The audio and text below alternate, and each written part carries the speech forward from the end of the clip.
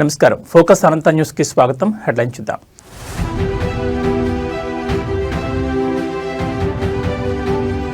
తీరానికి 5 కిలోమీటర్ల వెడల్పున పచ్చని కవచం. పర్యావరణ పరిరక్షణపై పవన్ కళ్యాణ్ కీలక సమీక్ష.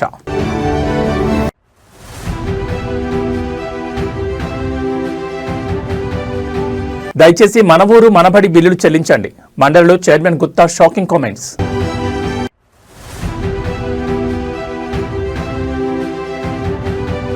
ఫాల్కన్ స్కామ్ కేసులో కీలక పరిణామం. ముంబైలో ఎండీ అమర్దీప్ అరెస్ట్.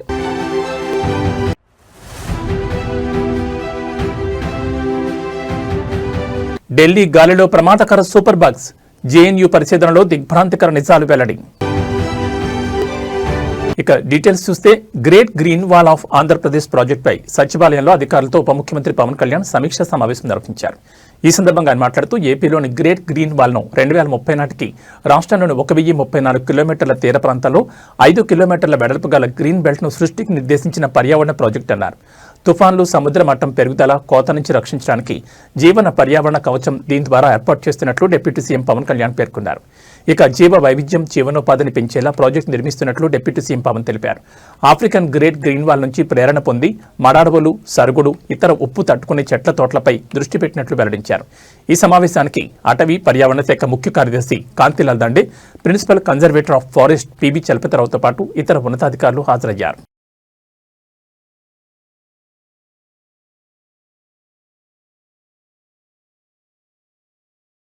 ప్రభుత్వ పాఠశాలల పునరుద్ధరణ, మౌలిక సదుపాయాల కల్పన కోసం మన ఊరు మనబడి పథకం కింద 360 కోట్లతో కాంట్రాక్టర్లు పనులు చేపట్టారని, ప్రస్తుతం ప్రభుత్వం వెంటనే ఆ నిధులను విడుదల చేయాలని శాసనమండలిలో chairman Gutta Sukhender Reddy shocking comments చేశారు. ఇవాళ సభలో ప్రశ్నోత్తరాల సమయంలో ఆయన మాట్లాడుతూ తన సొంత గ్రామంలోని పాఠశాల పనులు సగంలో ఆగిపోయాయని, చలికాలంలో పిల్లలు ఆరుబయట కూర్చుంటున్నారని కామెంట్ చేశారు. నిధుల విడుదల విషయం గురించి గత 1 సంవత్సరం నుంచి ప్రిన్సిపల్ సెక్రటరీ యోగితా రాణాకు, డిప్యూటీ సీఎం మల్లు భట్టి విక్రమార్కు, ముఖ్యమంత్రి రేవంత్ రెడ్డికి చెప్పానని ఆయన తెలిపారు. రాష్ట్రంలో అన్ని రకాల పేమెంట్లు జరుగుతున్నాయని, కానీ ఈ ప్రభుత్వం మన ఊరు మనబడిని అమ్మ ఆదర్శ పాఠశాలని పేరు మార్చి మైనింగ్ సెస్కి అటాచ్ చేసిందని అన్నారు. అక్కడక్కడ కొన్ని పేమెంట్లు జరుగుతున్నాయని, అయితే ప్రస్తుతం అవి కూడా ఆగిపోయాయని పేర్కొన్నారు. ఇప్పటికే ప్రభుత్వ పాఠశాలలో డ్రాపౌట్లు పెరిగాయని, 2024-25 విద్యా సంవత్సరం ప్రకారం ప్రభుత్వ బడుల్లో 18.5 లక్షల మంది, ప్రైవేట్ పాఠశాలలో 36 లక్షల మంది చదువుతున్నారని తెలిపారు. కానీ ఈ సంవత్సరంలో ప్రభుత్వ పాఠశాలలో 3 లక్షల మంది కొత్త విద్యార్థులను చేర్చినట్లు అధికారులు లెక్కలు చెప్తున్నారని, అవన్నీ ఉత్తవేనని సెటైర్లు వేశారు. నిజానికి 30,000 మంది కూడా కొత్తగా చేరలేదని ఆయన చురకలంటించారు. ఇప్పటికైనా ప్రభుత్వం మన ఊరు మనబడి పేమెంట్లను క్లియర్ చేయాలని మండలి చైర్మన్ గుత్తా సుఖేందర్రెడ్డి ప్రభుత్వాన్ని విజ్ఞప్తి చేశారు. బడులలో మన ఊరు మనబడి అనేటువంటి కార్యక్రమానికి ఇప్పటికీ 360 కోట్లు ఇవ్వాలి. ఎగ్జాంపుల్ నా విలేజ్దే చెప్తున్నాను. వాడు సగం పని చేసి పెట్టాడు, పిల్లలంతా చెట్ల కింద కూర్చుంటున్నారు. చలికాలం వేడ కూర్చోవాలి చెప్పండి. నేను నా విలేజ్ విషయం ఇప్పటికి 1 ఇయర్ నుంచి చెప్తా ఉన్నాను. ఇక్కడ ప్రిన్సిపల్ సెక్రటరీ యోగితారాణి గారు కూడా ఉన్నారు. వారికి పర్సనల్ లెటర్ రాసినాను, డిప్యూటీ సీఎం గారికి చెప్పినాను, సీఎం గారికి చెప్పినాను. మీరు ఇంత పేమెంట్ చేస్తున్నారు, 360 కోట్లు మన ఊరు మనబడి చేసడం ఒక భాగం. 2, ఈ ప్రభుత్వం వచ్చినాక అమ్మ ఆదర్శ పాఠశాలను పెట్టినారు. దాన్ని మీరు ఏం చేసినారు, మైనింగ్ సెస్కు అటాచ్ చేసినారు. ఆ మైనింగ్ సెస్ వచ్చిన దగ్గరనైతేనే కొంత పేమెంట్లు ఇస్తున్నారు, లేని దగ్గర అవి కూడా అయిపోయినటువంటి పరిస్థితి ఉన్నది. కాబట్టి దీని మీద మనం ఫస్ట్ వాడు కూర్చునేదానికి రూము అవన్నీ వసతులు ఉంటే తర్వాత, ఇప్పటికే మనకు గవర్నమెంట్ స్కూళ్ళల్లో డ్రాప్ అవుట్స్ ఎక్కువైపోయినాయి.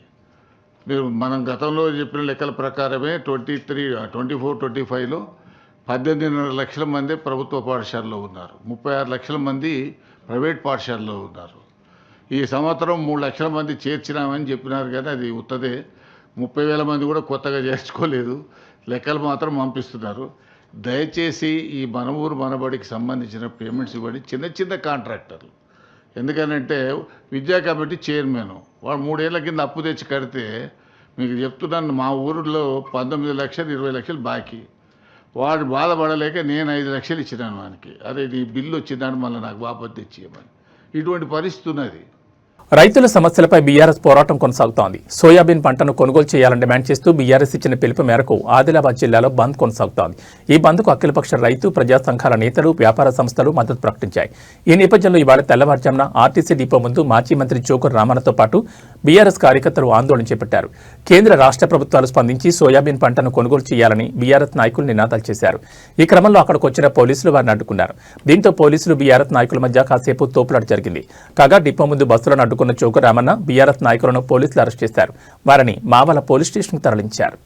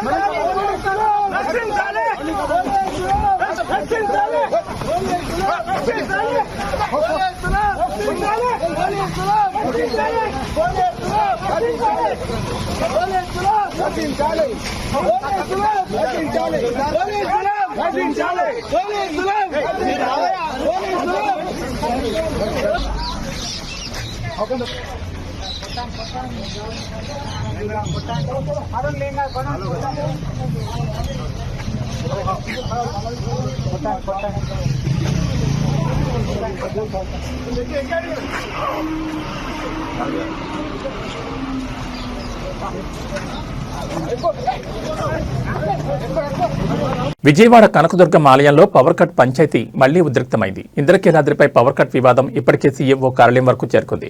దుర్గగుడి ఈవో సీనా నాయక్పై దేవాదాయ కమిషనర్ రామచంద్ర మోహన్ ఆగ్రహం వ్యక్తం చేశారు. మొన్నటి వరకు విద్యుత్ అధికారులు వర్సెస్ ఆలయ అధికారుల మధ్య ఉన్న వివాదం ఇప్పుడు ఈవో వర్సెస్ కమిషనర్ మధ్య పంచాయతీగా మారిపోయింది. అయితే నూతన సంవత్సర శుభాకాంక్షల సందర్భంగా కూడా ఈవో దేవాదాయ కమిషనర్ మధ్య మాటల యుద్ధం జరిగింది. సోషల్ మీడియా కథనాల ద్వారా మాత్రమే పరిస్థితి తెలుసుకోవాల్సి వచ్చిందని ఈవోపై దేవాదాయ కమిషనర్ రామచంద్ర మోహన్ ఫైర్ అయ్యారు. సీఎంఓ కార్యాలయం నుంచి వివరణ అడుగుతున్నారని ఈవోకు కమిషనర్ తెలిపారు. వాళ్లకు నేనేం సమాధానం చెప్పాలంటూ ఈవోను దేవాదాయ కమిషనర్ ప్రశ్నించారు. ఇంద్రకీలాద్రిలో ఈ పవర్ వివాదం ఇంకా ఏ స్థాయికి చేరుతుందో ఇప్పుడు అందరికీ ఆసక్తికరంగా మారింది.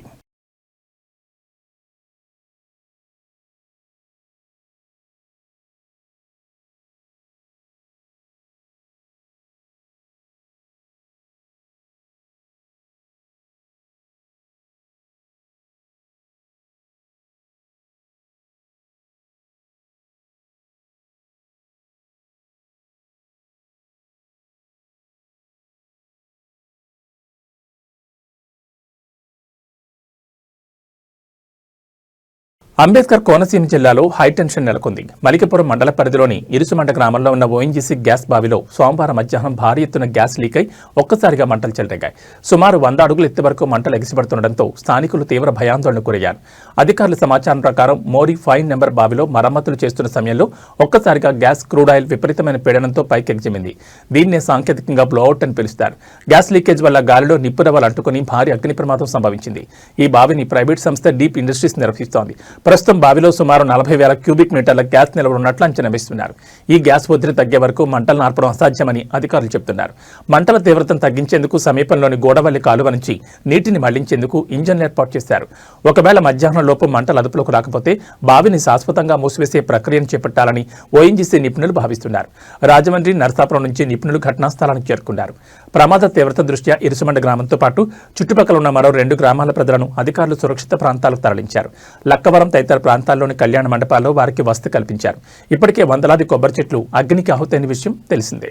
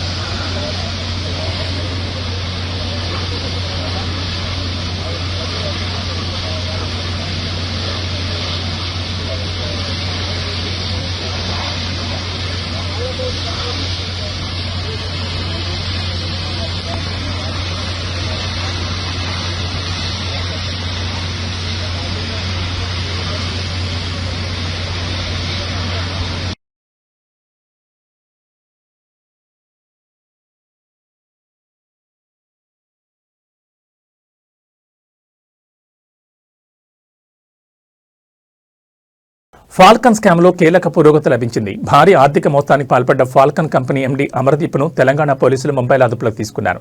గల్ఫ్ దేశాల నుంచి ముంబైకి వచ్చిన అమర్దీప్ను అక్కడ ఇమిగ్రేషన్ అధికారులు సమాచారం మేరకు తెలంగాణ పోలీసులు అరెస్ట్ చేశారు. అమర్దీప్పై ఇప్పటికే లుకౌట్ సర్క్యులర్ జారీ చేయడంతో అతడు భారత్లో అడుగుపెట్టిన వెంటనే అధికారులు అప్రమత్తమయ్యారు. డిజిటల్ డిపాజిట్ల పేరుతో దాదాపు 850 కోట్ల మేర ప్రజల నుంచి డబ్బులు వసూలు చేసి మోసం చేసినట్లు పోలీసులు గుర్తించారు. యాప్ బేస్డ్ డిజిటల్ డిపాజిట్లు, ఎంఎన్సీ కంపెనీలో పెట్టుబడులు, షేర్ మార్కెట్లో అధిక లాభాలు వస్తాయంటూ ప్రజలను నమ్మించి భారీ మొత్తంలో నగదు కొట్టేసినట్లు విచారణలో తేలింది. ఫాల్కన్ స్కామ్ వెలుగులోకి వచ్చిన వెంటనే అమర్దీప్ తన భార్యతో కలిసి చార్టెడ్ ఫ్లైట్లో దుబాయ్కి పరారైనట్లు పోలీసులు వెల్లడించారు. ఈ కేసులో ఇప్పటికే ఫాల్కన్ కంపెనీ సీఈఓతో పాటు అమర్దీప్ సోదరుని అరెస్ట్ చేసిన అధికారులు ప్రధాన నిందితుడైన అమర్దీప్ కోసం అంతర్జాతీయ స్థాయిలో గాలింపు చర్యలు చేపట్టారు. తాజాగా అమర్దీప్ను అదుపులోకి తీసుకోవడంతో కేసు విచారణ మరింత వేగవంతం కానుంది.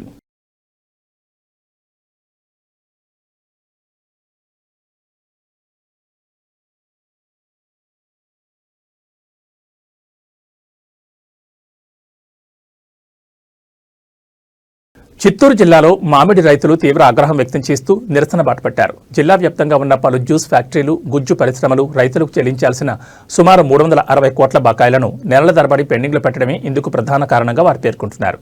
గత సీజన్లో ప్రభుత్వం ప్రకటించిన మద్దతు ధర ప్రకారం ఫ్యాక్టరీ యజమానులు కిలో మామిడికి 8 రూపాయలు చెల్లించాల్సి ఉండగా కేవలం 4 రూపాయలు మాత్రమే ఇస్తుండటంతో అన్నదాతలైన తాము తీవ్రంగా నష్టపోతున్నామని ఆవేదన వ్యక్తం చేస్తున్నారు.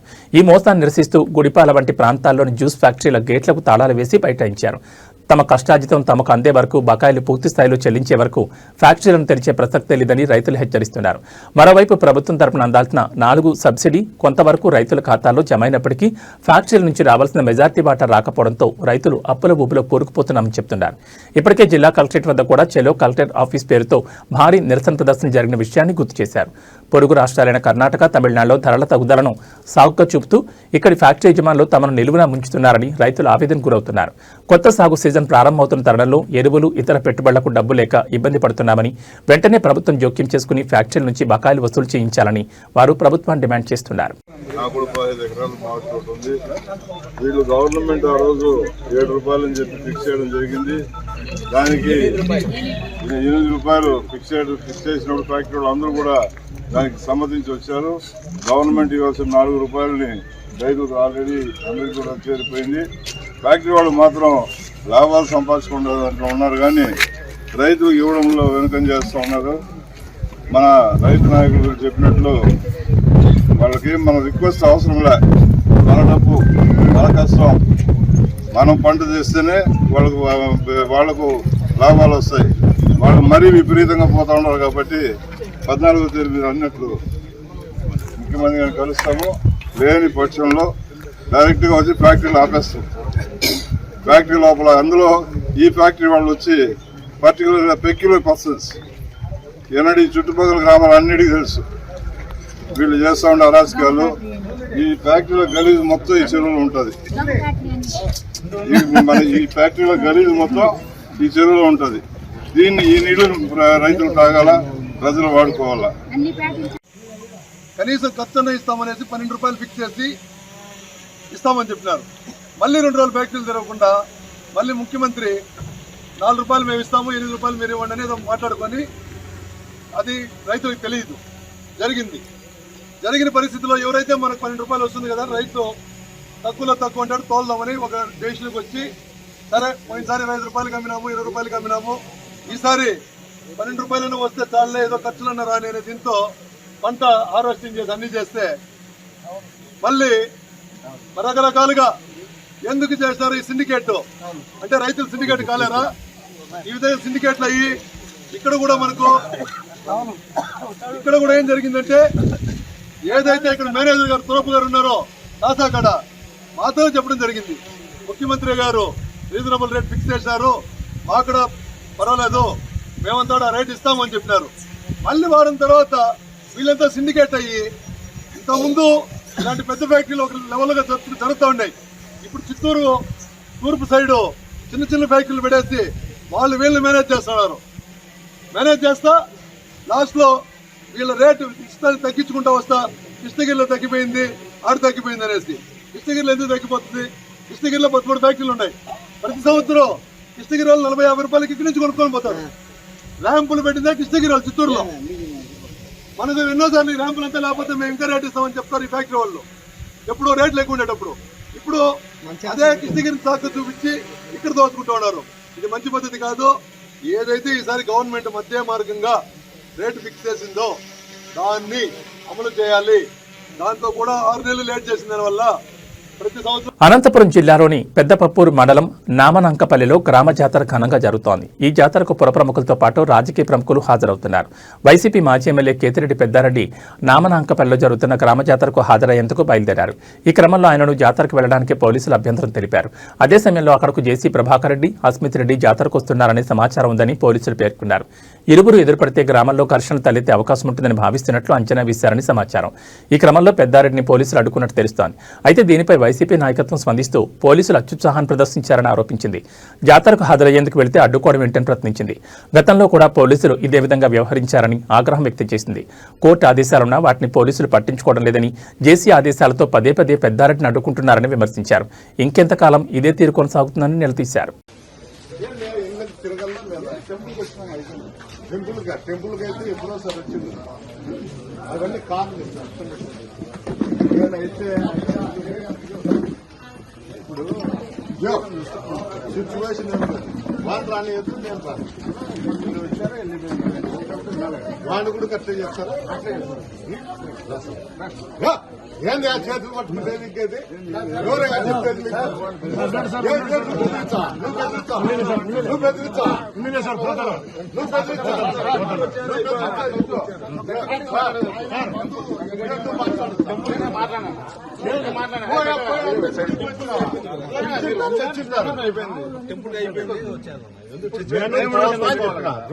చూసిపోతా. మీరు వేరే దానికి అందరికీ అదే ఉంది. అల్లో లేదు, వేరే దానికి లేదు. టెంపుల్ దర్శనం ఎవరు చెప్పినారు? అల్లో లేదు. నేనే చెప్తాను. నేనే కొట్టాను. Police officer. మీ ఆఫీసర్ సిచ్యువేషన్ నేను కంట్రోల్ చేసుకోవాలి. ఆ సిచ్యువేషన్ నేను కంట్రోల్ చేసుకోవాలి. అట్లా నేను చెప్పాను. టెంపుల్ వచ్చారు, ఇదే అయిపోయారు, వెళ్ళండి అని చెప్పాను. ఇప్పుడు దాన్ని కోఆపరేట్ చేయండి. నేను కాదండి. Congress parliamentary party chairperson Sonia Gandhi అనారోగ్యానికి గురయ్యారు. వెంటనే ఆమెను ఢిల్లీలోని సర్ గంగారాం ఆసుపత్రికి తరలించారు. ఆమె ఆరోగ్యం క్షీణించడంతో మంగళవారం ఉదయం ఆమెను ఆసుపత్రికి తరలించారు. వైద్యుల బృందం ఆమెను పర్యవేక్షిస్తోంది. సోనియా గాంధీ ఆరోగ్యం గురించి కాంగ్రెస్ పార్టీ ఇంకా అధికారిక ప్రకటన విడుదల చేయలేదు. కాంగ్రెస్ సీనియర్ నాయకురాలు, రాజ్యసభ ఎంపీ సోనియా గాంధీ గత కొంతకాలంగా ఆరోగ్య సమస్యలతో ఇబ్బంది పడుతున్నారు. సోనియా గాంధీ నాయకత్వంలో పార్టీ వరుసగా 2 సార్వత్రిక ఎన్నికల్లో గెలిచి 2000లో 16 రాష్ట్రాలను పరిపాలించింది. అనంతరం ఆమె 2015లో కాంగ్రెస్ అధ్యక్షురాలుగా రాజీనామా చేశారు. ప్రస్తుతం ఆమె రాజ్యసభ సభ్యులుగా ఉన్నారు.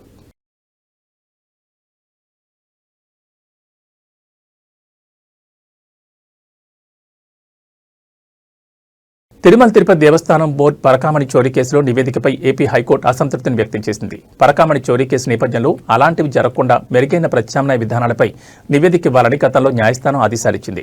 నిన్న హైకోర్టుకు నివేదిక ఇచ్చిన టీటీడీ ప్రత్యామ్నాయ విధానాలను సరిగ్గా నివేదికలో పేర్కొనలేదని న్యాయమూర్తి పేర్కొన్నారు. పరకామణిలో భక్తుల కానుకలు పక్కదారి పట్టడం సహించలేమని కోర్టు తేల్చి చెప్పింది. ఇక టీటీడీ పరకామణి చోరీ కేసులో నిందితులతో అప్పటి పోలీసుల పాత్ర ఏంటని ఏపీ హైకోర్టు ప్రశ్నించింది. అయితే కొందరు పోలీసులు నిందితులతో చేతులు కలిపారని న్యాయస్థానానికి ప్రభుత్వం తరపు లాయర్ తెలిపారు. వారిపై శాఖాపరమైన చర్యలు తీసుకోవాలని హైకోర్టు ఆదేశాలు జారీ చేసింది. ఇక ఆదాయానికి మించిన ఆస్తులు పరిశీలించాలని సిఐడిని ఆదేశించింది. అలాగే భక్తుల మనోభావాలను కాపాడాల్సిన బాధ్యత టీటీడీపై ఉందని ఏపీ హైకోర్టు తెలిపింది. ఈవోతో చర్చించి మరోసారి తెలుపుతామని న్యాయస్థానానికి టీటీడీ స్టాండింగ్ కౌన్సిల్ చెప్పింది. కోర్టు ఏదైనా ఆదేశాలు ఇస్తే అమలు చేస్తామని టీటీడీ పేర్కొంది. సలహాలు సూచనలు తెలపకుండా ఏం ఆర్డర్ ఇస్తామని న్యాయస్థానం ప్రశ్నించింది. దీంతో తదుపరి విచారణను ఎల్లుండికి వాయిదా వేస్తున్నట్లు చెప్పారు.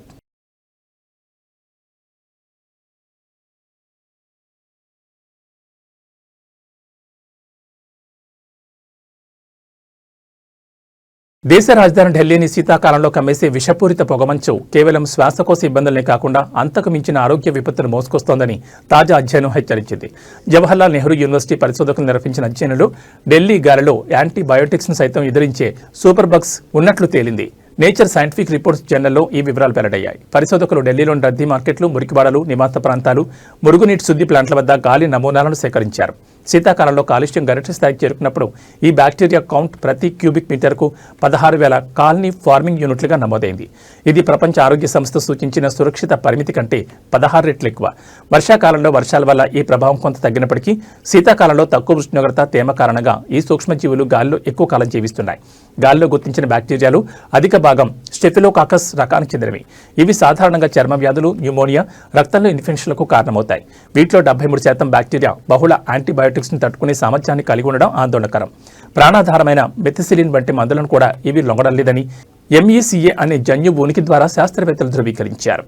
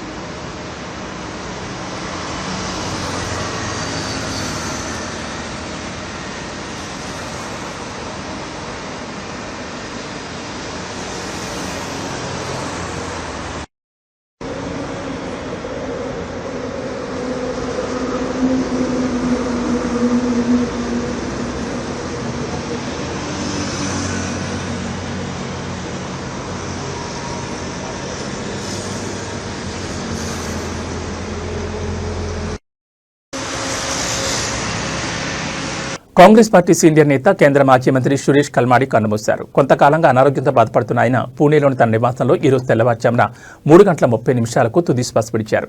కుటుంబ సభ్యుల సమాచారం ప్రకారం ఇవాళ మధ్యాహ్నం 2 గంటల వరకు ఎరండవాణిలోని కల్మాడి హౌజ్లో ఆయన భౌతికాయాన్ని ప్రజల సందర్శనార్థం ఉంచుతారు. అనంతరం సాయంత్రం 3:30 గంటలకు పూణేలోని వైకుంఠ శ్మశాన వాటికలో అంత్యక్రియలు నిర్వహించనున్నారు. కల్మాడి మృతి పట్ల పలువురు పార్టీ నేతలు సంతాపం వ్యక్తం చేస్తున్నారు.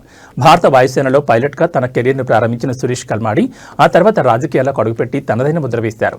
పూణే నుంచి పలుమార్లు లోక్సభకు ప్రాతినిధ్యం వహించి కేంద్ర రైల్వే శాఖ సహాయ మంత్రిగాను బాధ్యతలు నిర్వర్తించారు. ఒక దశలో పూణే రాజకీయాల్లో అత్యంత శక్తివంతమైన నేతగా, కింగ్ మేకర్గా ఆయనకు పేరుండేది. రాజకీయాలతో పాటు క్రీడా రంగంలోనూ కల్మాడి కీలక పాత్ర పోషించారు. భారత ఒలింపిక్ సంఘం అధ్యక్షుడిగా సుదీర్ఘకాలం పనిచేశారు. ఆయన నేతృత్వంలోనే 2010లో ఢిల్లీలో కామన్వెల్త్ క్రీడలు జరిగాయి. ఈ క్రీడలు ఆయనకు మంచి గుర్తింపు తెచ్చినప్పటికీ ఆ తర్వాత కొన్ని వివాదాలు ఆయన రాజకీయ జీవితంపై ప్రభావం చూపాయి.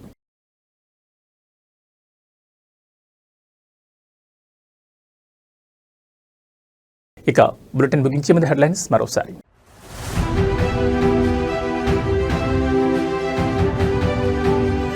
తీరానికి 5 కిలోమీటర్ల వెడల్పున పచ్చని కవచం, పర్యావరణ పరిరక్షణపై పవన్ కళ్యాణ్ కీలక సమీక్ష.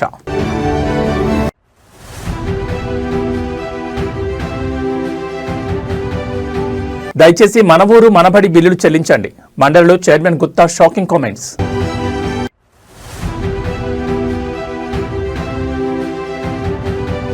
ఫాల్కన్ స్కామ్ కేసులో కీలక పరిణామం, ముంబైలో MD అమర్దీప్ అరెస్ట్.